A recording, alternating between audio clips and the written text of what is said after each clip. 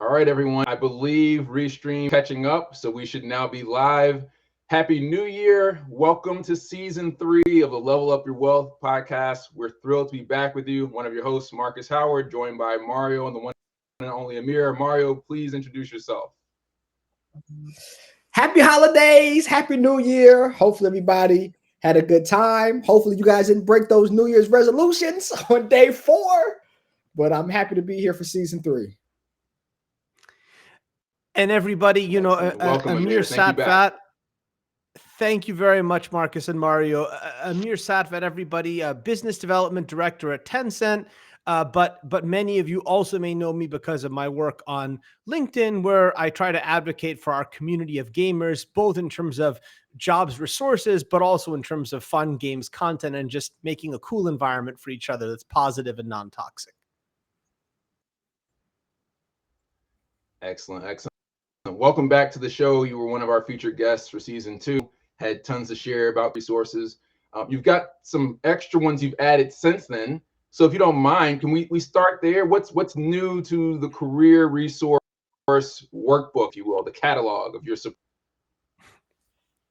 I appreciate it, Marcus. No, that's a great place to start. So as with so many things in the community, it's crazy to think that in November of 22, that's when all those resources started with one resource that we had for the Games Jobs Works book. And as everyone knows, over time, we added other things like mentorships and so forth. This has always been driven by community feedback. And so the 3 latest resources that we've been working on is, one is a resource called Amir Loves Artists, where I realized for a lot of the posts that I do, the JPEGs or pictures that I wanted to attach weren't really that important, but it's important to have a picture because it helps the metrics. So I was like, there's a lot of artists looking for work. What about for occasionally for posts, I tell people to send me their ArtStation profile and a picture, and I tag their artwork along with a blurb about them to the picture to give them some exposure. So that's called Amir Loves Artists. We've done a bunch of those.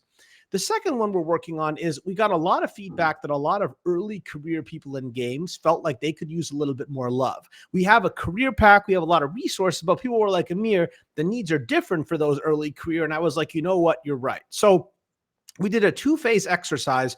Phase 1 has been completed, where we got over 100 submissions of early career people telling us what they wanted to see from this resource.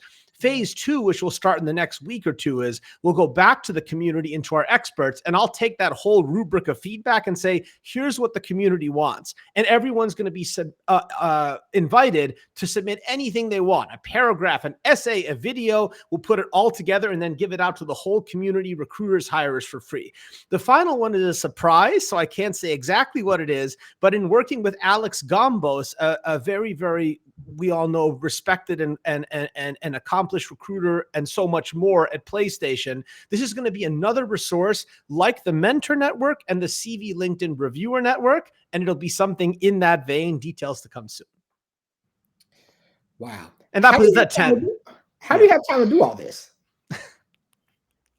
Mario, it's well, being with 2 friends who juggle many hats themselves, I would say that it all comes down to just ruthless prioritization and kind of just trying to pick what matters. One thing that I really learned as a parent is people always used to say to me, well, you have your job, you have your family, you can pick like 2 or 3 more things and you put everything else on the side. So I can basically do my games, I can do the LinkedIn stuff, and I can do like occasionally practicing my music. I've had to put aside sports, TV, like some other activities like that. So just trying to be ruthlessly prioritized.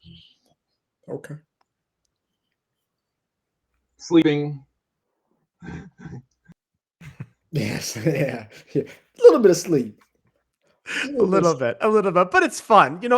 As you both know, I really enjoyed our last. Oh, go ahead, Marcus. I'm sorry. No, I've got a little bit of delay on my end. I've had to do the same thing, trying to adjust my schedule. I've got 3 kids, and it's demanding on my time in a good way. I'm just trying to balance everything. And I've seen some posts on LinkedIn about work-life balance, and that maybe that's a fictional term because work should be part of life. You can't separate work from life, but I think you can set boundaries from how much of your time you spend working. And I think that I've over-indexed on time working and over-indexed on time on LinkedIn. Not that I'm going away from LinkedIn, but I'm just trying to shift the balance back so I can be more present, but also in the time I spend on LinkedIn, be more mindful and intentional and purposeful with that time. Yeah, and everybody has their tricks, right? Like one thing I always tell people as an example, and this is also because it's what the community wanted, but you do things to maximize your time. For example, for the mentor network, if I wanted to do like, this would be crazy, but like manual matching of every mentor and mentee, or have a system to do that, that would take a lot of time. So instead, because people liked self-service when I asked them, what do you want? I onboard people into that service or to the CV LinkedIn reviewership. They go on a list, and then it's like, you know what? We're all adults. You all manage it yourselves. Like, reach out to a few people every week.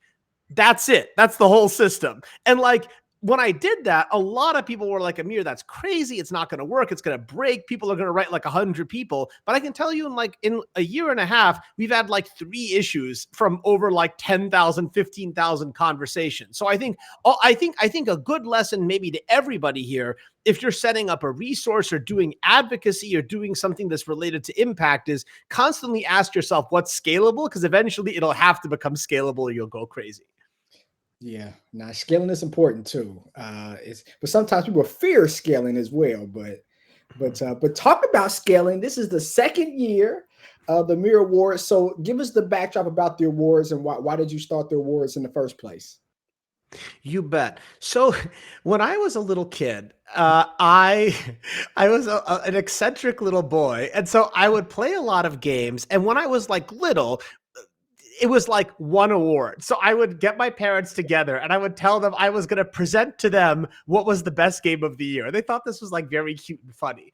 And so over time, as I got to like middle school, high school, etc., I was like, you know what? I play a lot of games. I probably should index everything I play and make this into a bigger thing. So I have an Excel database of, and I have to do some of this, of course, retroactively, of every game I've ever played. And then every year I would do a roll up where by the time I was in middle school, high school, it was like 5 to 10 awards for genres or achievement entirely for myself. I would do it on paper. I would maybe share it with my parents or a few friends. I mentioned this to a bunch of friends that I did this, and they thought it was kind of charming. So they were like, why don't you actually do it as a presented show for people? So last year I did. I made a show that was about 80 minutes long. I presented, 25, 26 awards with some other fun content. And it's like, it's not sponsored. There's no money. But basically, I play all the games every year. And so I decide who are winners in different categories. It's just meant to be a little bit of a fun celebration for the industry and to bring everybody together. So this is year 2 now. Okay. Okay. So give us the categories and like what's your thought process going into creating each category?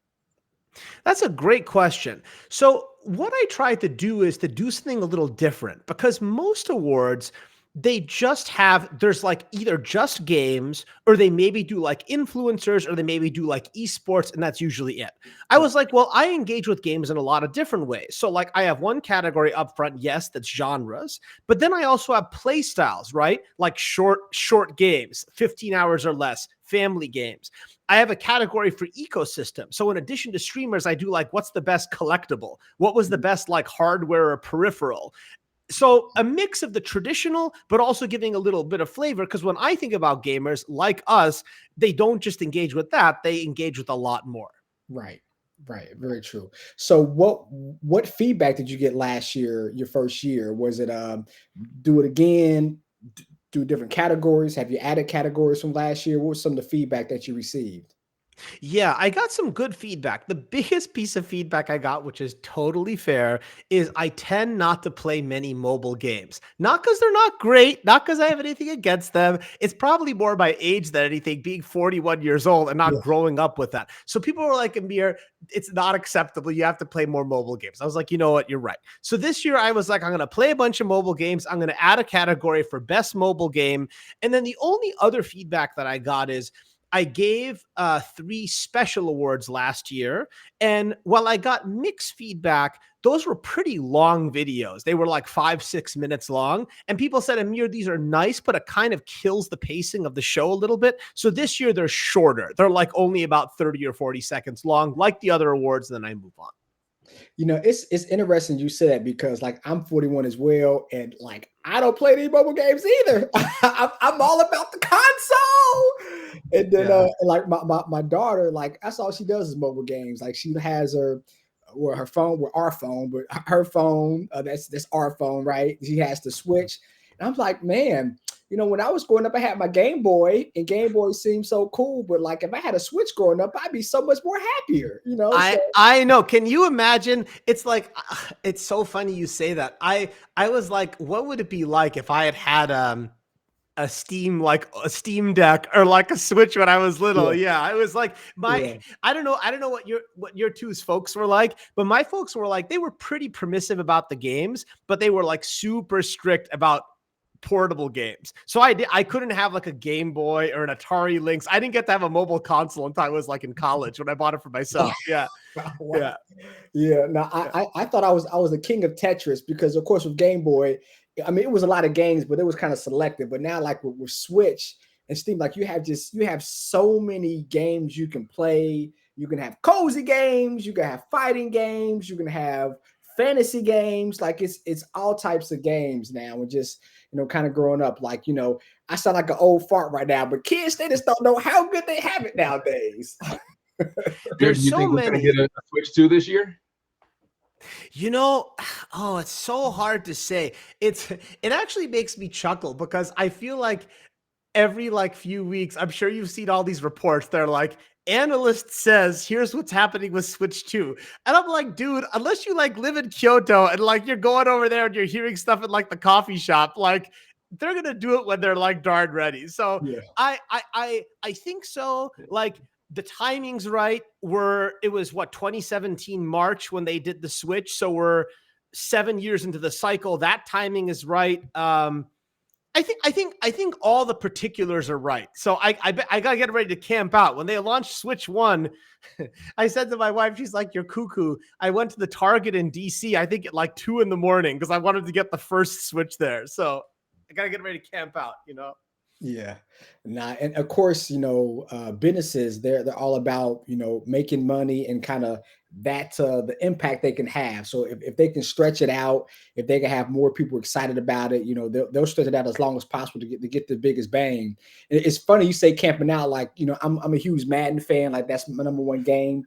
And I remember even as a teenager, going to GameStop, waiting 12, 15 hours until it comes out. Now I just download it. It's just, so it's one of those things that, it's something about waiting and the anticipation. And as I said, the more that they can have people anticipate it, that means they make more money. I think it might be a while for Switch 2, in my humble opinion, at least. No, it's an interesting take also, but you're so right about how the physical games, there was an excitement that's lost. I remember when World of Warcraft had its first expansion, I went up to the only place that had it near me was on the Upper West Side in the 80s. And so I go up there and they weren't releasing it until midnight, right? But people had lined up or something like that. People lined up starting at 3 p.m. and they were playing music and they were cooking food and people were giving each other hugs. And it was like something. And I miss that. It's crazy, but I miss it too. Yeah. Do you think we'll ever get that nostalgia ever again around a game where people just kind of come together? Or you think because things are downloaded, because we're virtual now, we can play with each other without kind of being face to face, you think that's never going to happen again, that nostalgia that you're talking about? No, I think we see manifestations of that. I might argue that the success of games like Pokemon Go that got people back outside, I think there's a little bit of that. I also think that in terms of events, people talked a lot about how E3 went away. When you talk to people in the industry, I feel like I never went to an E3, never had the pleasure of going to an E3, but almost all of them to the person say, we think this is going to come back in some form, because it's part of us. People miss that physical contact. There's something there. Yeah, it's part of the culture. My wife just went to a Target last week to get me a video game for my birthday. And she said that they didn't have any physical games anymore. What she bought, it was for the Switch. It was a card for the game, and then she had to take the card. You know how we have gift cards you can get right at the register? Basically, the entire gaming section was a bunch of gift cards with the image of the games. And she had to pick that up from the gaming section of the store, go to the register, and then they would ring up the gift card kind of placard placeholder and then print her out a receipt. Then I had to redeem the receipt on the Switch. So they don't have physical, even the physical games don't exist in the store, at least here in Tampa Bay, right? This Target. There are no CDs anymore. It's just like gift card representations of the CDs.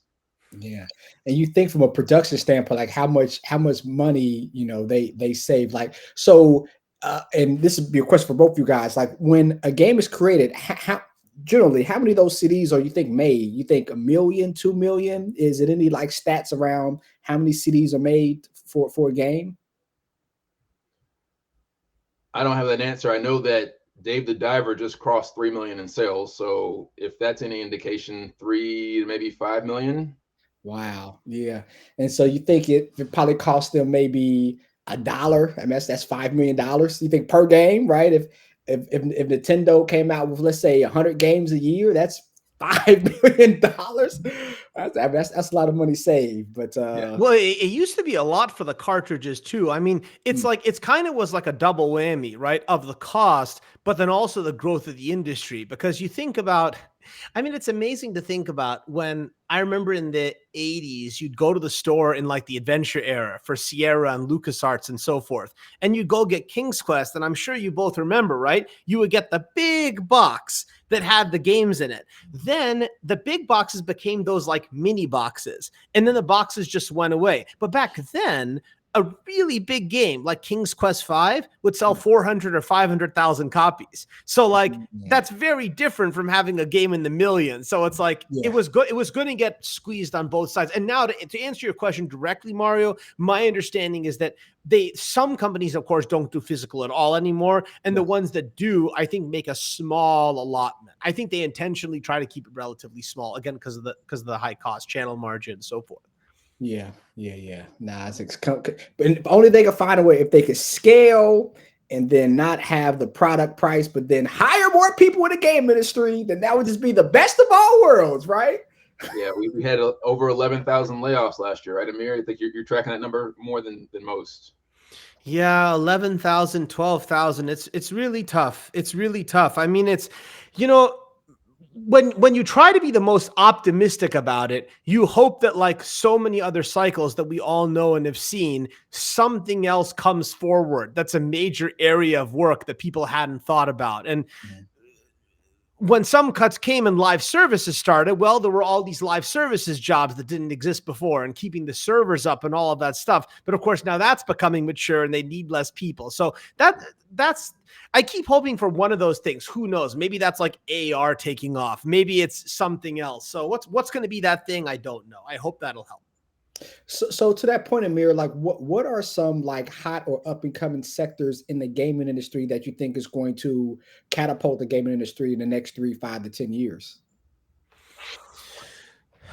So there are a few that are interesting. I just said AR, so I'll just say one more word about that. I think VR is interesting, but is always going to be, you can't really call it niche anymore because it's in the tens of millions, but it's not going to be a blockbuster breakthrough, I think. If there is a blockbuster breakthrough, I think it's going to be an AR. And I think the type of stuff Apple is doing, even though it's at a much higher price point, if that can eventually become accessible to people like a Meta Quest, that could be interesting.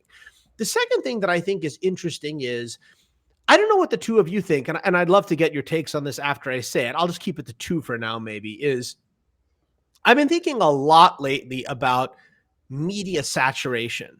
Everywhere I go, you read about TV, movies, books, music, it doesn't matter, games. There's a finite amount of time people have. And every single platform wanted to get more content out there. I think the same way that the subscription services are now realizing that they have to pare back, they have to be smarter than reducing costs. I think there's going to be a market to not go after these $300, $400 million AAA, quadruple A epics that are 5 or 6 years in development, and to make more single A, double A, high quality stuff. That's not going to probably fly at like a place like, a big AAA house, but I think there's room for portfolios to do it. Stuff like our friend Ben, right, at Midwest. I think people doing that type of thing are going to probably find some nice success for themselves. It's an old quality versus quantity, right? Yeah, I think people want to consume so much in terms of gaming that I don't know if you can get the return on investment in time to truly experience everything that's in a quad A game or a triple A game, just because of just attention spans, right? So I think it makes more sense to have like a quality 20 to 40 hour experience and then move on to the next game. And in that case, if you can make something that is small, that it's lower budget, then you can get your return faster, because it's harder to have, right, like the next Grand Theft Auto 6. There's only so many of those that can exist in a space. Yeah, and to your point, Marcus, you nailed it. Like this last year, right? If we look at the slate of games that I think most people would agree with, the top 10, the top 20 games, Dave the Diver, you got Dredge, you got Sea of Stars, you got Cocoon, and I could go down the list. You know, are those games going to sell 5 million copies? No, but they can sell several million copies. And what they all have in common is they take less than 15 to 20 hours to beat. And they're exactly the type of title that we're talking about. Not $60, $20, $30, etc. I think there's something there in terms of what consumers are looking for.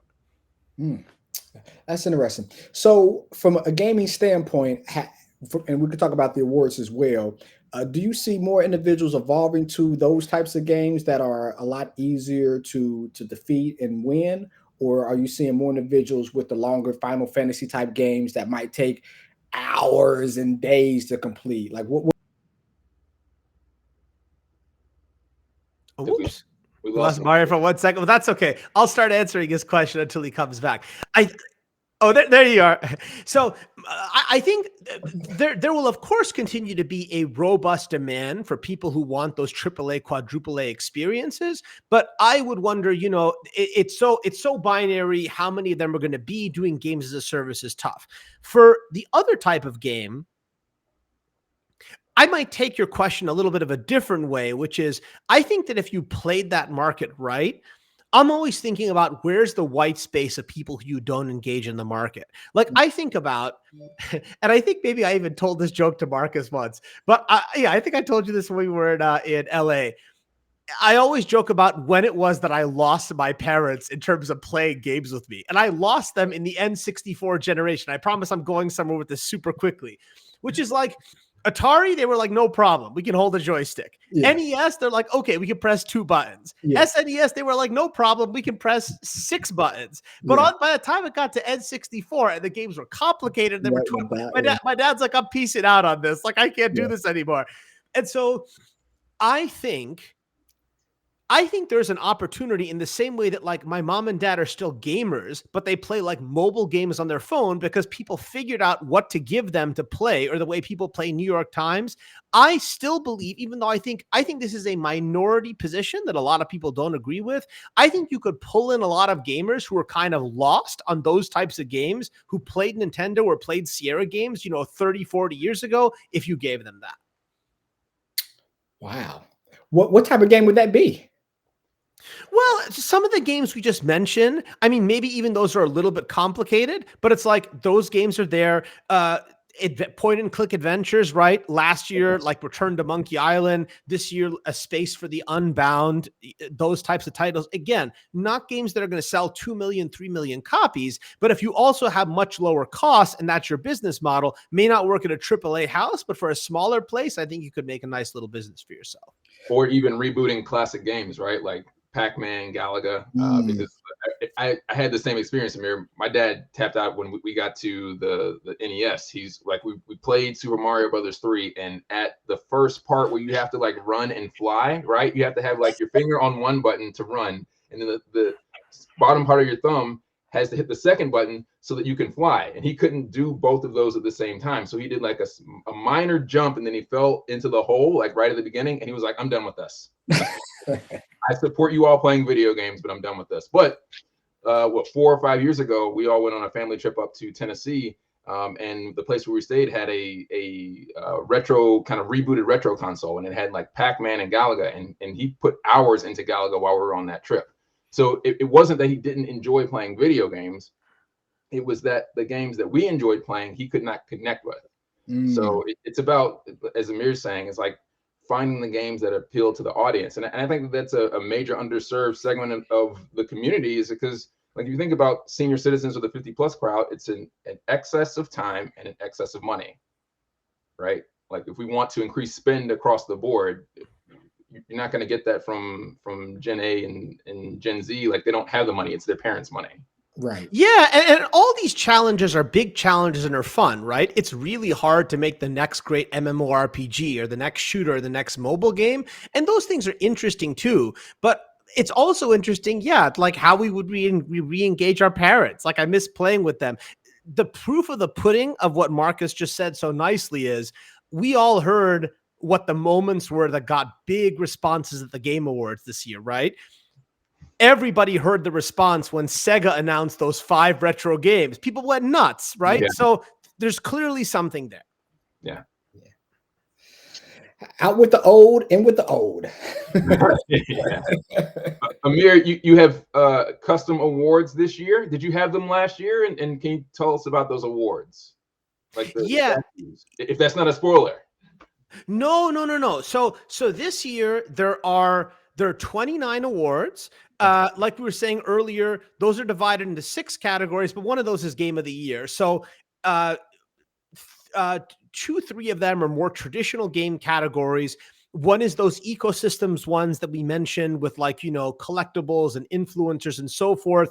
And so those are the regular awards. There are 4 special awards, and maybe I'll say something to make it interesting for the conversation here, which is last year when I gave the awards, there were 3 awards. And the awards that I gave were, one was to a person, Craig Derrick, for his achievement in point and click adventures and also bringing forward a new Monkey Island game. One was to Square Enix for this last year, their general achievement in bringing back traditional role-playing games. And one was to Roll7 for making Ollie Ollie World and Roller Drome, which I thought were really, really cool.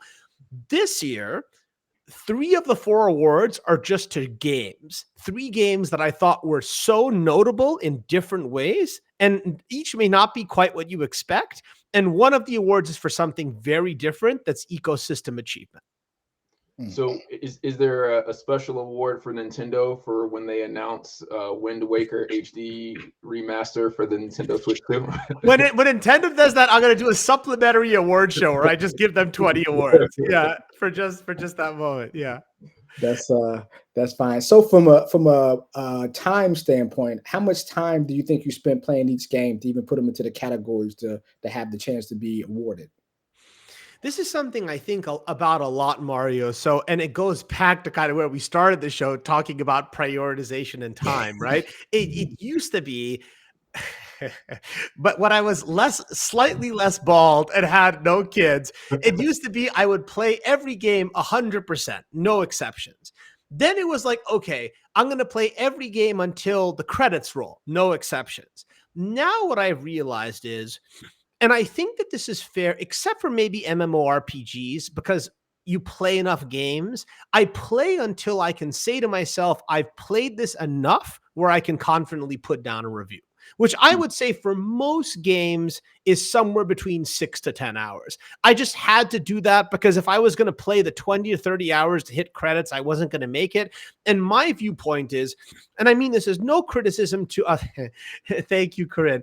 And I mean this as no, she's the best. I mean this as no criticism to other shows or people's approaches for stuff, right? Because everyone has major time constraints. And I know it's quite eccentric to play as many games as I do, especially with everything else that's going on.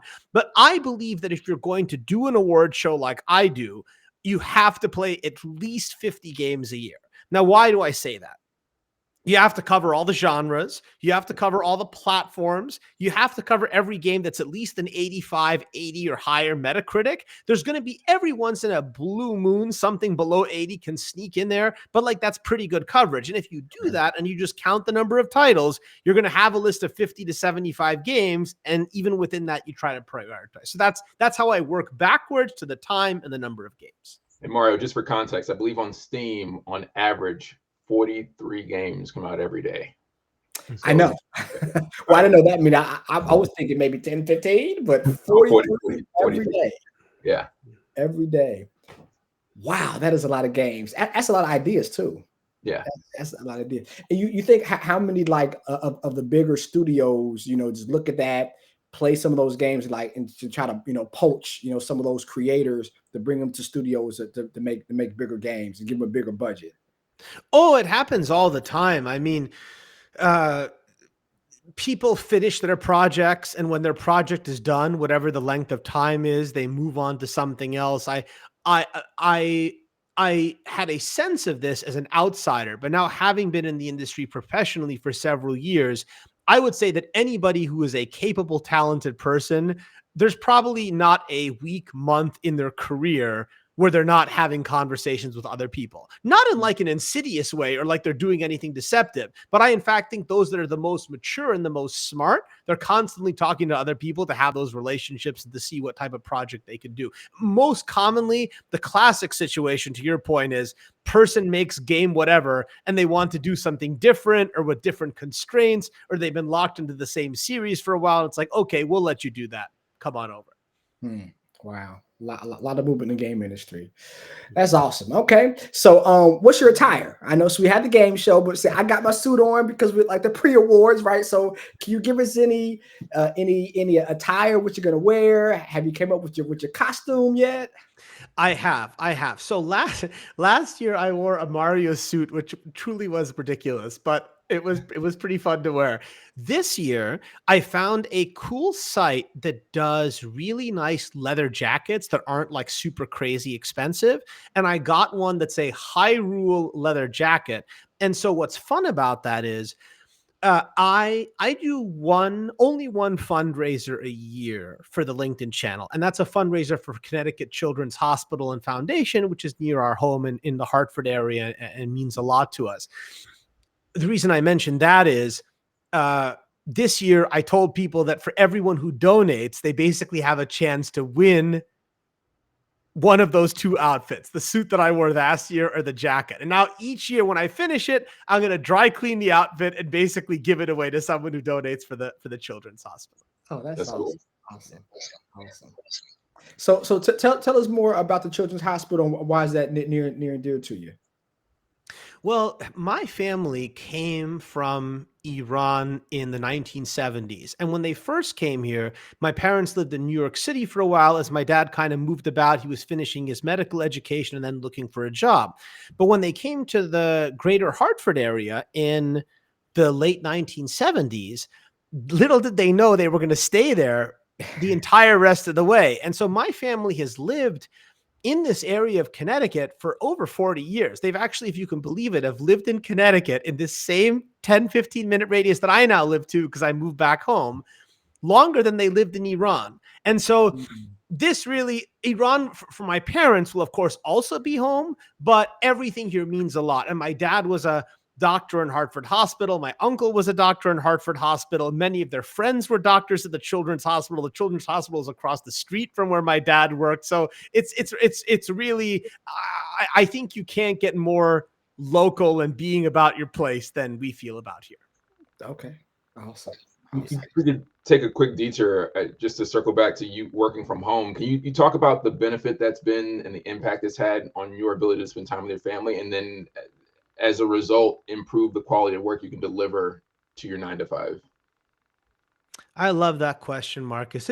It's night and day. And I'll tell you that what was really tough but valuable for observing that impact very, very accurately was when I started at Amazon, it was pre-COVID. It was pre being okay with remote work, but it was a really good opportunity. And so I had a long conversation with my wife because at the time we were living in Chevy Chase, Maryland. And to take on that job, I was going to have to go to Bellevue, Washington and live in Bellevue, Washington for 4 months by myself. And so after that was over, I had this very, very nice boss and a great team. And again, pre-COVID, they were like, this is crazy. Like, you should be with your family. You can move back home and work remotely. So that was super, super cool. I got to see that immediate contrast of not getting to see my family except for flying home every weekend, and then all of a sudden being with them all the time. And it's different for every person. I think both of you have seen many of my comments, and I feel obviously very strongly about this issue, but it's like, I get up like everybody else. I put on my nice clothes. I shave. I'm focused. I try to be very, very disciplined about it. But if my wife if I want to do a treat and make my wife lunch or give her a hug or go for like a 15-minute walk or go early to pick up my kids and take them out for ice cream or like do anything with them. It's like tonight, right? Even something like being with you guys. It's like I came home from work. I got to spend 3-4 solid hours with my children and I come back up to talk to my two buddies. So it's just, I see it as being great. Now I will add, some people work remotely 100% of the time and don't go to like meetups or don't go to office events. And I respect that too. I think that works for some people. For me, what works best for me is 5 days a week at home, but every once, twice a month, sometimes less frequently than that, having like a team get together or meeting where I also see my team in person. So I have that touch point. Yeah, it has to be case studies going on right now when it comes from working from home and then going at the office. I know, COVID happened, was all working from home. We had a lot on our mind, besides work, but now since, things has opened up again and it's like COVID's never happened, it'll be interesting as people do case studies to see how productive people are. Like you're seeing, some CEOs saying, hey, everybody's working from home. You have other CEOs of companies saying, you guys are coming back to the office. You're more productive if you're at the office. So it'll be interesting to see from a production standpoint, the case studies and the actual data and the analytics behind it, seeing like, are we really more productive at home? I know we definitely save money when we're working from home, right? We're not spending money on gas and lunch and all that other stuff that comes with being at the office. But like, how productive are we? Because to your point, some people aren't as disciplined as you are. Yeah, and I always champion work environments where everybody gets to choose, if possible, what they want. If you're better in the office, go in, but don't obligate everyone else to do it. And my viewpoint on this is even a little bit different from some others in the sense that 4 months that I mentioned to you at Amazon where I had to go to Washington, that was actually an aberration. So after that, I've worked only remote. And before that, for a long time, I had only worked remote. So actually, I've worked remote for basically the last decade, other than that 4-month stretch. And so it's just funny to me when people like come to me and like are like, you can't work productively remotely. And I'm like, well, then what the heck have I been doing for the last decade? I don't exist, I guess. I don't know. Yeah, my brother's been working remotely almost 10 years now too. He now works for Yeah. Spotify, and he's up in Atlanta, in the Atlanta area. And I think he goes into the office a handful of times. Like he had to relocate closer, so if he had to be in the office, he could get there. But he's always worked remotely. And I remember before I started doing full-time consulting, I worked my 9 to 5 as a software developer up in Tampa, and I had to go across the Skyway Bridge, twice a day. I was spending, I don't know, like at least 10 hours, sometimes 15 or more in my weekly commute, because inevitably there's an accident on the Skyway Bridge. And when that happens, like you're stuck in traffic to figure it out. Yeah. So that's lost work hours. That's additional stress that you don't want before you go into work. Yeah, and people get distracted in different ways. Like I've always told people, I found going into the office very distracting. Like people are always like, I like socializing. I'm not like a hermit, but it's like people are like talking, they're chit-chatting in the hallways, there's noise, phone rings. Like for me, that's very distracting. Like I find it much more productive to be at home where like you could hear like a pin drop on the floor, but everybody's working style is different. That's why I think making these proclamations about like what's good and what's bad, I think all of us probably agree that that's not good, but I think also mandating people that they have to do something, I happen to believe that's not good either. Yeah. And to your point, like people have what works for some, like when we're in Florida, so Florida basically is like COVID didn't happen, right? A little bit different than Connecticut, right? But like so, and then since we have our own financial firm, like we basically was able to stay open. But so I had some staff that wanted to go to the office even during COVID because they didn't want to work from home. And I had other staff members that like, hey, I'm working from home. As long as I can do it, I can do it. So I think it also depends on people's, to your point, Amir, people's personalities. Yeah, literally, we was closed for like a week. It was just, back to business as usual. Yeah. It's Florida, so yeah. That's funny. So do you do your show? Did you do the recording all at once? Was it in segments? Because I think you did like a preview that it was going to be like 70 minutes long, and obviously you went to the Game Awards. That was like 3 hours and some change. Yeah. So I based again on feedback. Every show is different for the audience that it's for. Given the much smaller audience of basically like dearest friends who show up for ours, I asked them, what do you want? And people were like, Amir, 80 minutes for what you're doing. We would actually love it if you could get it to a clean hour. So it's like we come in, we watch it, we go, we know we can make the whole thing. And so what I do is I work backwards from that timing, the awards, the segments. I kind of script out the whole thing of how it's going to go. And I actually film everything kind of a little bit out of order based upon how it'll go. So like, as you can imagine, since it's not actually a live show, I film, don't tell anybody, I film all the segments of, presenting the awards in sequence, right? And so like, if I'm putting together like an award, it's like 5 components. It has like the intro, it has like the presentation, it has like which one wins, and then it has like the extra of like the content that goes out. So I'll film 29 of them together and then put the sandwich together. Okay. Which is really fun. From an editing standpoint, how long did it take you to edit everything?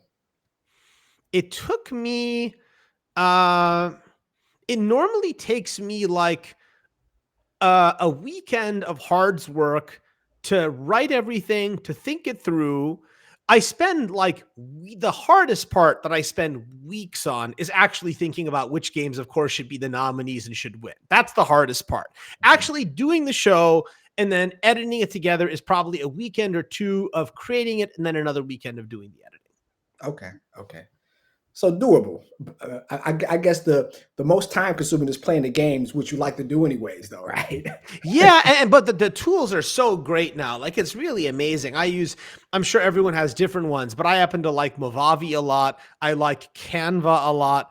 I like BeFunky a lot. Between like these 2 or 3 tools that really help with various aspects of it, it's pretty amazing. Even someone like me, who I've never considered myself a particularly artistic person, I feel pretty comfortable at it for my level of putting something together. That's not like AAA. It's like I'm like Dredge. I'm like the Dredge of game shows. That's what I am.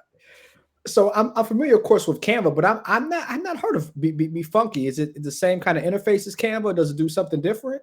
So BeFunky is really cool. BeFunky is a really good photo editing tool. And what it is it's kind of like, let's take all the stuff that's like way too complicated for experts that would be in like Adobe, and let's give you a simple suite of stuff at like this level, but deeper and like across the board. So you can edit pictures, you can make collages, you can edit, you can remove backgrounds, you can do like scrubbing and cleanup of photos, you can add filters like artistic or cartoon filters to stuff. So I have found that for the stuff I do, it is both inexpensive. I think it's like $40, $50 a year. Don't quote me on that. But I can do everything that I need to do for photos in BeFunky. I can do everything I need to do for video editing in Movavi. That's good for you. Nice. I can do all the video stuff in Movavi, which I warmly recommend to everybody. And then I think all of us know and love Canva. Canva is actually perhaps the most amazing to me of the 3. Yeah. Now we use Canva. Either way, you use Clipchamp for video editing. Clipchamp. I have not used Clipchamp. I'll check it out. Yeah, it's web-based. It's better for like 30-second, 60-second videos, but it will go up to like, it can support 30-minute videos, 30 minutes worth of content to render. Okay, Clipchamp. Wow, that's cool. Now you're right about Adobe. Unless you're like a software engineer, Adobe's just over your head, just way over your head. So yeah.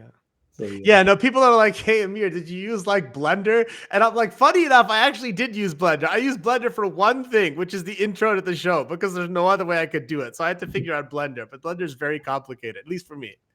For everyone. Shout out to anybody who knows how to use Blender. Mario, Blender is a 3D, not editing, but like building 3D objects for like animations or assets, and it's challenging. Another little plug. So I know a part that people really look forward to. I've only done 1 show, so it's not like we've done 10 of them. But last year, people really enjoyed. So I did a big intro, which was a parody of 21st Century at Fox, which I liked so much that I'm going to keep it very short. But then I did a parody of the opening crawl for Star Wars. So I guess I will say I have prepared another very elaborate parody this year that I hope people will enjoy. Do you have a category that allows like your friends and family to vote on something, or for them to nominate, or is that something that you might encourage in the next year's show? That's a really, really fun idea. So I've never done like a Player's Choice Award. I think something like that could be fun. I actually think that's a great idea. That's a great idea. Why didn't I do that? See, it's always great ideas. That's a good idea. I think we should do that next year. I will think on that. Yeah. So it'd be like best game and the people's best game. Like, yeah, at the least, we should let the people choose their best game. And you know what I like even more? I even like the idea of maybe having a write-in of like a special award that the community votes on. That'd be fun. Yeah. Good idea, Marcus. Yeah. So The Rock is the people's champ. Got to have the people's game. What time is it going to be? 7:00 Eastern tomorrow? Not tomorrow, on Sunday, right? The 7th? It's going to be yes. It's definitely on the 7th. It's been such a long day editing. I actually forgot myself. Let me remind myself. It's definitely on Sunday, and it is at 9 o'clock Eastern on Sunday. 9 o'clock. Okay. Yeah. So And this is the same time. And this is going to be on your LinkedIn. You're going to do this exclusive. He wants to know if it's going to be on just exclusively on YouTube or YouTube and LinkedIn. Where can people go? Oh, so I posted about it on LinkedIn and set it up as an event, so I could invite people to it and people could get excited. But it's on YouTube, so it's a live premiere on YouTube only because. And I wish we had it on LinkedIn. You can't upload videos longer than 15 minutes. You can, of course, as we're doing now, you can technically stream. But for something like this, which works great, for something like that, I actually tried testing it and it didn't come out great. So on YouTube. Yeah. Have you tried this Restream feature? And this is not a shameless plug for Restream, but I know that they have a feature that you can upload a recorded video and then schedule it to broadcast out. I don't know if that's something you want to try, but you might be able to take that same live video, because you already have it, obviously, and then through here, schedule it to go out on 9 p.m. on Sunday. In addition to the idea of the people's choice stuff, that's gonna be you and me, Marcus, our other special project for next year. You teach me how to do that shit, and we'll make it happen next year. Okay? I'm not asking you to switch up the recipe between here and Sunday. No. But you know what? You mentioned it. You mentioned Restream last time, and it's like just one of those things that like fell through the cracks. I would love to learn how all this works. I know we were talking about it in the pre-show. I feel like everyone has like a brain for different things. My brain for this type of thing is not great. So I need someone who's like good to show me like you guys. Yeah. Right. Yeah. Well, that's 2025. Everybody just wait for 2025. You'll be able to see it on LinkedIn. Yeah. Oh, technology. We love it when it works. Yeah. Actually, 2026, we'll just have AI write the show and I'll make a sandwich. Yeah. Right. Written, animation, everything. You just type in a 1-sentence prompt and the entire show figures the rest out. It's interesting.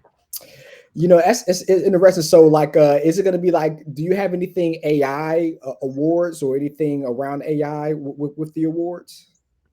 I don't because, well, for a few reasons. First of all, it's obviously a very, very sensitive subject within the community, and so that's one reason. Another reason, though, is there's not like a breakthrough technology or game that I can point to. Maybe one day. You know that that trailer that they had for the team that did No Man's Sky for Hello Games, and they had the thing that was like the entire Earth or whatever it was. Yeah. I can imagine down the road, the first time that a game does something very novel like that, giving them a special prize or starting to have some type of award for like some more novel aspect of game design. It's an interesting idea too. Gonna write that down. I don't think we're there yet, but I bet we will be one day. Right. Think about the impact of AI on that number 43 we talked about earlier, right? 43 games every day, and we don't have like the onslaught of AI generated games. So it could be potentially 10 times that number here in the next few years. Yeah, and all the user generated ones too, right? It's like all of that on top of the UEFN and the Roblox stuff. Yeah. So it's no games right now that's created that's all AI generated. Is that technology is not there yet in the gaming sector? At the scale of significant studio titles, Mm. my understanding is there are not any games that are using AI for production workloads. They use it for stuff in pre-production, like testing stuff. They use it for stuff like, I think, aiding with like narrative and things like that. But I think in most settings, it's for a variety of reasons is not being used in actual production level, production stage work. I've Yeah. seen it used in animations where especially if it's if they're almost like sprites, and sprites basically is like a series of images, almost like frames in a picture or frames in a show video. Actually, it's late, sorry. But instead of having a sprite animation that has maybe, just for a simple example, 10 frames that you draw each of the 10 frames, they draw like 6 of the 10 frames and use AI to animate or interpolate, right, the other 4 frames, so that they've cut down the work they might have to do to 60% or reduced it 40%, not removing the artist, but reducing the overall work that the artist has to do so they can get more work done quickly. And I think, was it Super Monkey Island, or sorry, Monkey Island? Is that the game that had AI added into the production? Oh, is that right? I didn't remember that, but yeah, we'll have to look that up. There was some game that ended up using not replacing animators' work or artists' work, but used it to speed up the amount of time it took or reduce the amount of time it took to make those animations. Yeah, and I think that's because AI is such a bad rap, and for many reasons, but like things like that actually helps a person, makes a person become more productive, allows them to do more things, to do more testing, more scenario testing. Or if it's a way they can use AI to find out, like if a kid's playing a game, like the trigger points that's going to make a kid do something destructive. Like, I think those are the ways that studios and individuals in general can use AI for the better, and not for the worse. Square Enix said they're going to go all in, I think, on AI, which is interesting because they said the same thing about Web3, and now they have a different CEO, as I understand. So that strategy didn't work out well for them. Yeah, no, they do like going in big with their statements. No question about it. Yeah. Yeah. How big is and from an award standpoint, did you have any awards centered around Web3? I know that's still being created, and I know people you still using ETH and trying to get that whole infrastructure done. But did you think about doing awards around those or some of the companies that's in the forefront of doing those Web3 creations? I didn't. It is something I look at every once in a while. I get, like that old saying. Again, I'm dating myself and saying this, but like what like HBO or NBC would be like, well, we got like one letter, so the one letter equals like 10,000 people and like stuff like that. Yeah. I similarly think about, well, how many notes did I get about that? For like mobile, when I decided to change it, I got a lot of notes from people, not just for the show, but in general, just being like, Amir, you need to talk about mobile more from time to time. I don't really get that about Web3 and ETH and those types of things. Okay. I also think that to cover those games, properly, I think you need different expertise and you need to play a lot more different titles in that area. So I think there's a little bit of maybe a time constraint there too. But it's another thing I think about from time to time. So do you think maybe 5 or 10 years from now you're going to do your awards from the metaverse, or you think that's not going to happen? Live from Roblox. That is such a funny idea.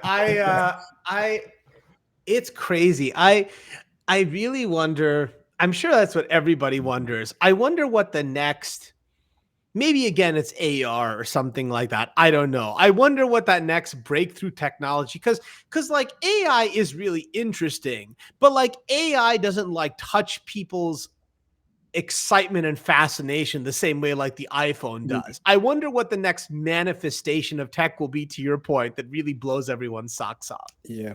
We hear a lot of people that's working on Web3 saying, like, how they're trying to change the internet. Like, so the internet, like, we're on the internet, we're using the internet, but we're not like engulfed in the internet. So like they're trying to find a way to have you like engaged and actually inside of the internet. So like, I don't know how that's possible, right? But that's like the whole thought process around Web3. I'm excited about the Apple about the Apple headset though. Like I know we talked about it before. Like I'm a huge Apple fan. Apple's taking all my little money that I have with all their gadgets and stuff. Besides the earpods, because when you lose those, paying $100 for some earpods, I just don't, I Didn't don't they get have it. one like $100 USB-C cable? Yeah. Yeah, don't lose that that $1,000 monitor stand. Yeah. That was the killer, man. Yeah. Yeah. So from a business standpoint, their AirPods in 2022 made more money than Procter and Gamble. Like just their AirPods. Really? Just their What? AirPods, yeah. So Apple is definitely, not investment advice, but if it doesn't get any safer from a stock standpoint than Apple, right? Of course, we always say past results doesn't make future returns, but something to think about. But yeah, I'm just definitely excited about the VR headset with Apple and how you can talk to people. It's like you're going to be inside a computer, which is just kind of pretty cool. So I'm definitely excited about that. Yeah, I mean they're gonna have to. I am not an expert on AR. I have many friends who are, but my novice's perspective is there's just too many problems for too many people with the VR setup. The nausea, the feeling of like claustrophobia, it's like heavy on your head. The experience just doesn't sit with people. Like if I was going to make a bet, I would bet much more confidently on you put on the, like, once they can get there, the shades and the hollow screen comes up like in front of you. And it just makes more sense, like being on the street than like, I don't know, something like shows up in front of the building you're in, or like even like, I always think the thing I always used to think about when I was a kid that is not like, it's kind of a boring thing, but I always thought would be so cool is like you press the button and you want to see how the like shirt looks and the shirt goes whoop, and comes on to you. Yeah. I think Google did something like that with Google Lens. I don't think it got that far because you don't hear about it no more. But a few years ago, that was like a big thing. You put the glasses on and you're in virtual reality. But I don't think that stuck though. That's funny. Yeah, you mentioned Web3 earlier. I'm still waiting for it to make sense. I was very excited about it 5 or 6 years ago, and then after thinking about it kind of conceptually, it doesn't. I'm not quite convinced that when it scales, it will be kind of this nirvana that everyone says it will be, because from a functional standpoint, the blockchain is basically a database, right? Yeah. And so if you think about it as the utility, the functionality is as data storage. No one is jumping up and down the street about like web storage or AWS or like any of these other pieces of storage technologies. There's not like almost churches, right, of support for online storage. So if that's the case, and if everything has that kind of storage, then like won't we be just back to where we are, except we now have ownership of all the digital items? Like I don't know if it's going to be as super transformative. That said, like there are a lot of games that I wish that I could still play that the live servers went down, and then I paid for the game and I don't have access to the game anymore. So I understand both perspectives. Yeah, like the tough thing for Web3 for me is, and again, I say this because I haven't played that many Web3 games. So any Web3 people listening out there, it's probably because I haven't played it, not because it doesn't exist. But everyone's always like, Amir, play this Web3 game. And they're like, oh, it's always like functional things they talk about. They're like, it's so cool. You can like make money while you play it. It does this. It enables this marketplace. And I'm like, look, I'm like a very simple person. My test is the game fun? And like, I haven't been given a game like that where I'm like, this is more fun than the like long slate of other things that I would rather play that aren't Web3 games. Yeah. So I always say to people, show me that game and like, I will happily play it. I haven't seen that again, probably due to lack of exposure. Yeah. So maybe next year then we'll see. 12 months. Yeah, and surprise us. Yeah, and to folks out there, like seriously, this is like a good idea for a post. Actually, this is a good idea for a post. I think I will at some point say, coming out of this, like somebody out there challenge me. I put out the same challenge for mobile. I was like, tell me 20, 30 games that I should play for like a few hours each, and the ones that I really like, I'll play for longer. I'm gonna be like, send me like 30 Web3 games that you think are really hot, and like try to wow me. I'm gonna do that. You're gonna need like 50 wallets. All encrypted, of course, too. All encrypted. So give us one fun fact about the award show, and then something that you don't think people will be thinking about that you're gonna, spin when you do the award show. The fun fact is, I think like people are gonna lose their mind when they see what I chose for Game of the Year. Okay. I think it's gonna surprise people. I think it's a worthy winner, but I think it's going to really surprise people. But because I knew that was true, I added a supplementary video where I explained for a few minutes why I chose it, just to put people at ease. Okay. Yeah. Good. 5 minutes to explain that choice, just so everybody understands the context. All right. This yeah. is now that you've recovered, yeah. Don't get upset yet. You haven't watched the explanation. I'm very excited. I want you to both think of me when the Game of the Year comes out. That's the part I'm most excited about. And I want to say this on cross my heart. It's not, I didn't pick it just to like make a point or to be like difficult or like stuff like that. It's 100% through and through what I believe in my heart. Okay, yeah. You must have got prepped by advertising agency, because this carrot you're dangling in front of us right now. Okay. People, it'll be fun. I'm actually super excited to see. I'm super excited to see how many people out there agree with me that haven't basically told me once I say it too. Yeah. You have a huge debate on LinkedIn then after live. Yeah. It'll be a lot of fun, but thank you for the so good we're really ideas. Excited about this again. Thank you. Go ahead. No, go ahead, Marcus. Please. No. So we're really excited about Sunday, 9 p.m. Eastern. So that's if you live in LA on the West Coast at 6 p.m. You said it's going to run roughly an hour. There's a major moment for the Game of the Year, so you definitely want to tune in all the way through the show. He's got custom awards. There's so much there, and then you're raising money for charity, which is always amazing. Yeah. It'll be great. And as one last little carrot to dangle in front of you, this is just like a funny little thing that's a nod to the community. If you hang in there until literally the last 30 seconds of the show, I'm going to say something funny that definitely is a joke the community will appreciate, but you have to wait until the very last moment of the show for me to say it. All right. There you go. What a cliffhanger. I'll definitely be tuning in. Thank you for coming back to the show, for kicking off season 3. For helping us celebrate 2024. Best of luck to the show on Sunday. We know it's going to be amazing, and we look forward to more insights this year. Thank you for your time, and thank you everybody for joining us today. Before we leave, Amir, again, how can everybody support you? Obviously, you've got the show coming up on Sunday, but people can find you and support you. Yeah, no, everyone's been so wonderful with the community. Like, all I can say is like, look, I'm one person. I do the best I can, just like Mario, just like Marcus. We all rely on a lot of people to help us. So what I would say is, if you ever have good ideas for resources or things you think the games community could need, every single resource that I have in the community, every single one, it started out as a suggestion of someone in the community telling me about an unmet need that they had for something, and then we worked on it. So if you have an idea, don't think it's too small. Hopefully those of you who know me or from this chat or from any other experience know I'm a very, very down-to-earth person. I just want to hear good ideas and use them to help people in our community as much as possible. All right? And can you tell everybody your YouTube channel, just in case they're not familiar with your YouTube channel to tune in? Oh, you bet, Mario. Thank you. Yes, it's very easy to remember. It's youtube.com/C, right? Which is what you put for the channels, / my full name, all one word, Amir Satvat. youtube.com/C / Amir Satvat.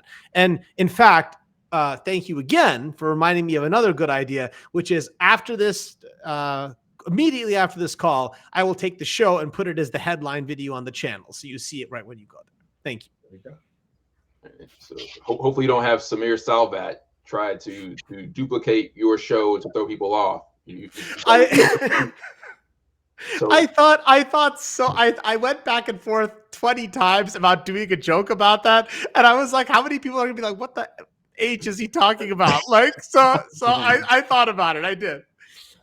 Yeah. and Mario, I don't know if you're familiar with that story, but No, I'm not. name any names, but there's somebody who has a grudge against Amir and has created this entire extra person, fictional character called Samir Salvat, and is warning everyone on LinkedIn about Samir Salvat. And then I think you made a what do they call it? Wow. The little figurine thing that was like a devil or something. What was it? Yeah, I made a dragonkin from Baldur's Gate 3 and basically gave him the name of the name that the guy had mistakenly called me by. So we had fun with that for a few days. Wow. So you're being trolled right now. Like, yeah, I was for a little bit, and then the new year came, and I was like, you know what? I like don't have time for this shit. So I was like, whatever anybody like wants to say, they can say whatever they say. Like, I know who I am. It's like, it's fine. In fact, I actually, you know what my wife said to me, and I thought this was a very good idea. She was like, unless someone's like literally saying shit that's like racist or like really harmfully inappropriate, she's like, don't even block anybody anymore. If they're gonna say foolish stuff, like the community will see it, and like that's the judgment of the community more than you blocking them. And I'm like, you know what? You're right. Yeah. Yeah. It actually probably brings more comments, and more comments is also good for the community because it keeps them engaged. So yeah. And the algo loves it too, right? Have the comment. Yeah. We did have a unmet need suggested by Garrett. It says extend your professional opportunity outreach to volunteer needs. Got it. Garrett, feel free to send me a message so I can understand more specifically what you mean. As I always tell everybody, and I meant what I just said, I take all these ideas in for incubation. So I want to hear what you had in mind. I will also say, just in case for anyone else who's listening, please understand that these things happen kind of glacially slow because I try to plan things out, even stuff that I don't announce 3 months, 6 months, even a year in advance. But I always want to add useful stuff to the backlog. So let me know what you were talking about, Garrett, and I will think about it and see if it's achievable in a scalable way. All right? Thanks for that, Garrett. Mario, where can people find you and support you in the new year? Yeah, so Instagram is always the best at Painful Profits. So PAYNEFUL Profits, because we make money. It can be painful. Not last year, great year for the market. So far this year, not so much, but we're definitely here to help. So just you can definitely that, or of course on LinkedIn as well, Mario Payne. Definitely here to help. Excellent. And I'm still here on LinkedIn. Thank you all for supporting us for this episode and for the new season. I was trying to get a link ready for this episode, but it'd have to be maybe tomorrow, next week. I work with my publisher, and with their support, I'm actually making the digital version of my 5-star rated book free, completely free. So I've always been a champion of accessibility and sustainability, and especially in light of, the last couple of days we had the comments from the news anchor about the young gentleman, the 13-year-old who won Tetris. She made that, I think, accidentally out of ignorance, because there's just not enough education out there about what that means for society and what that opportunity could mean for that young man. So I want to help. I will have that hopefully ready, like I said, in the next week, maybe tomorrow if I've got some time between changing diapers. But at any rate, thank you for your support. We will see you again next week. Go ahead, Mario. I just want to say, how cool was that, man, beating Tetris? Like, I mean, we talked about Game Boy. Like, Tetris always beat me. And to see somebody like when I was 13 and winning, like, kudos to him, man. That's an awesome achievement. My guy was in the zone. He really was in the zone. And like, it's like when those comments were made, I had someone say in the comments, I think many of us posted about it, and someone was like, Amir, like, aren't you making like a mountain out of a mole? And I was like, you know what? Maybe. But like, I think so many of us who grew up with games and heard that type of nonsense say to us, I think the reason it struck a chord is that was us. That was many of us when we were in that age. And it's just not happy about it. Yeah. And I don't think, unless you're a gamer, unless you actually play games, like it was, I mean, I don't know what level I got to, but not what it's very hard to do that. I mean, it's not like it's easy. It's not like he just woke up one day. Like, it took time, effort, strategy, It's tough. skill, strategy. I mean, that's, you know, And you got that music going, da, da, da, da, da, it's getting Yeah. faster and faster. And you're, Blood pressure's kicking in. Yeah. So, you know, kudos to him. And hopefully we can, in our generation, eliminate the stigma against games. And it's unfortunate that it happened in you know, mainstream news, because people who might not understand it or had that stigma reinforced by seeing it on the news like that. Yeah. So it's 2024. There's opportunity for us to get better. We still have 300 and something days to fix this. I can think of two friends who are more about starting each moment and each day with positivity. And you just got to start it with positivity and including everybody. You know, that's the secret ingredient. So all right, just got to keep at it every day. Well, and we have your award show that you know you have every year that's going to continue to do that as well. So thank you for that. And again, thank you all for joining us. See us again next Thursday. And between here and there, we'll see you Sunday at 9 p.m. Eastern Standard Time for the Amir Awards 2024. Thanks for your time. Peace.